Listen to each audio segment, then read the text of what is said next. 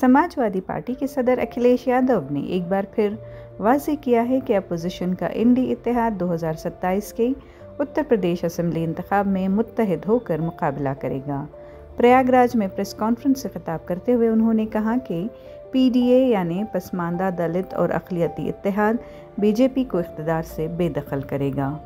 यादव ने बीजेपी पर ज़मीन माफिया का इल्ज़ाम आयद किया और कहा कि वक्फ तरमीम बिल का मकसद ज़मीन पर कब्ज़ा करना है। उन्होंने मज़ीद कहा कि जहां भी ज़मीन देखते हैं कब्ज़ा कर लेते हैं। उन्होंने ये भी कहा कि नोटबंदी, जीएसटी और रिजर्वेशन निज़ाम को कमज़ोर करने पर भी हुकूमत ही ज़िम्मेदार है। महाकुंभ में बदइंतज़ामी का जिक्र करते हुए वादा किया कि अगर एसपी इक़्तिदार में आई तो तहक़ीक़ात ज़रूर कराई जाएंगी।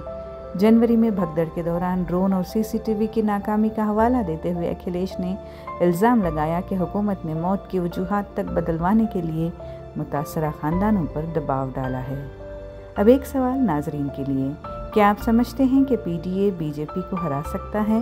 अपना जवाब कमेंट सेक्शन में ज़रूर बताएं। साला डिजिटल उर्दू को लाइक, सब्सक्राइब और शेयर ज़रूर करें।